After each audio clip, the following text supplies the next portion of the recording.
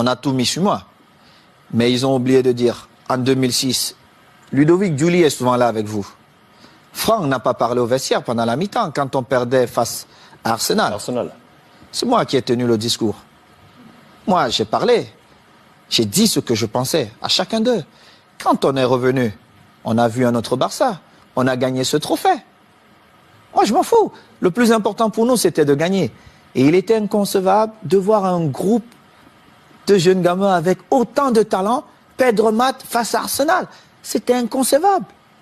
Et du coup, comment vous avez pris ce message quelques semaines plus tard, lorsque Guardiola qui arrive dit « Moi, Eto'o, Deco, Ronaldinho, c'est dehors ». Mais j'ai d'abord rappelé à Guardiola qu'il n'a jamais été un grand joueur. Il était un bon joueur.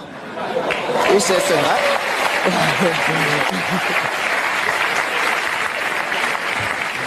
Mais c'est vrai. Je le lui ai dit.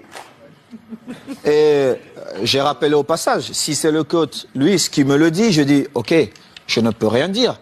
Comme joueur, on connaît aussi Pep, mais surtout comme entraîneur, il n'avait rien démontré pour qu'il arrive dans un vestiaire comme le Barça, il ne connaissait même pas l'histoire du vestiaire, et qu'il se mette à dire certaines choses. Et en plus, ce qui me faisait encore plus mal, c'est qu'ils inventaient des choses que la presse relayait. J'ai eu cette discussion avec lui et j'ai eu une très très belle offre pour aller jouer 6 mois en Ouzbékistan où on me payait 26 millions de dollars. Et dans son bureau avec Tiki, il me dit « Oh Samuel, ça peut te faire du bien, vas-y ».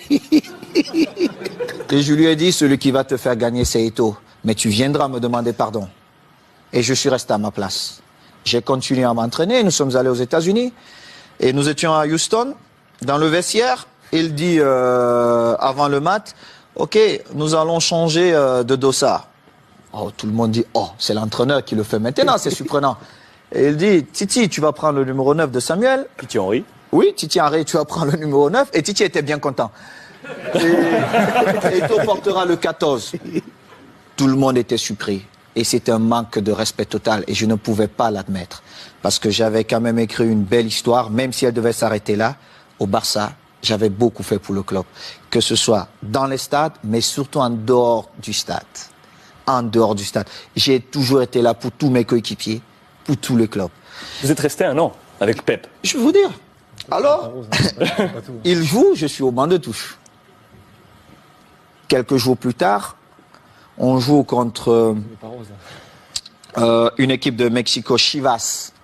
Chivas. Et il a le malheur de me donner 20 minutes. Et je crois il pouvait se tirer une balle dans la tête. Et les 20 minutes, je marque 3 buts. On revient à New York contre Red Bull. Bon, il se dit, bon, voilà. Il me renvoie dedans. Je marque encore 3 buts. Il était obligé de convoquer une réunion. Mais comme il n'a jamais eu le courage de me dire les choses en face, il est passé par mes coéquipiers. J'étais en train de dîner. Et le délégué vient, Carlos Nava, il me dit, viens, j'ai une surprise pour toi. Moi, j'étais pressé. Je me disais peut-être c'est Beyoncé qui m'attendait.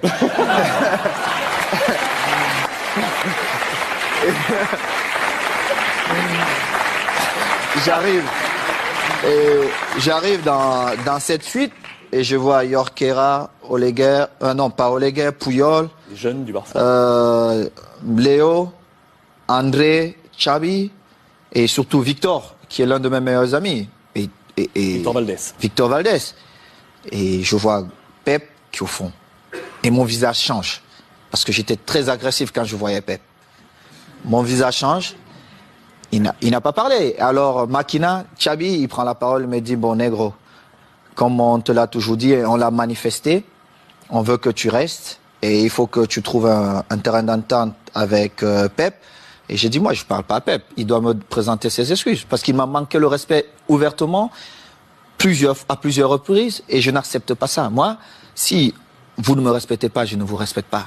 C'est comme ça, la loi chez moi. J'ai souffert pour être là. Je respecte tout le monde, mais si vous ne me respectez pas, je ne vous respecte pas. Mais alors là, je fais le double, ou voire même le triple que ce que vous avez fait. Et Pep, il parle un peu en catalan, hein, tout ça, il trouve un peu des phrases difficiles. Et on commence la saison, j'ai parlé 2 fois à Pep. 2 fois. Une fois, c'est parce qu'il me demandait d'aller parler à Yaya Touré qui ne voulait rien savoir de lui. Et une autre fois, c'est parce qu'il voulait me donner des leçons, comment un attaquant devait bouger. Je lui ai dit, mais Pep, tu as été milieu de terrain, tu n'as pas été un grand attaquant. Moi, je marque mes buts comment? Ce mouvement ne devait pas se faire comme ça. Et en plus, on était à l'entraînement. Et moi, j'ai fait un jeu sans ballon pour créer un espace pour Messi qui venait. Et en plus, Léo marque. Il me dit non, il fallait faire. Je lui dis, mais toi, t'es pas normal, toi. En fin de saison, je marque, je crois, 35 buts. Et je marque le but qui nous permet de prendre l'avance face à Manchester à Rome. On se retrouve en finale de Ligue des Champions. Oui, en finale de Ligue des Champions. On se retrouve à la Corogne. Et à la Corogne, je marque 2 buts ce match. Et je devais partir jouer face au Togo avec les Lions. On a un dîner bien arrosé. Moi, je bois pas. Mais tout le monde s'est lâché un peu. Et il dit, oh, je vais porter un toast. Et puis voilà. Vraiment, il faut qu'on dise merci à Samuel parce que c'était une saison difficile pour lui. Mais il a montré le grand joueur qu'il est. Tout ça. Un beau discours. C'est la première fois où j'ai fait confiance à Guardiola. Mais cela m'a coûté mon passeport pour l'Inter de Milan.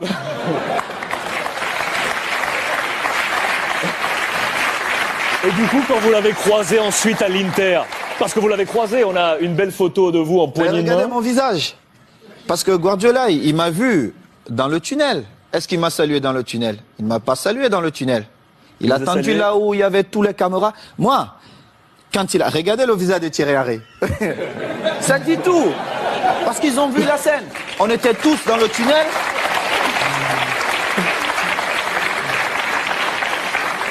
Regardez Léo Messi.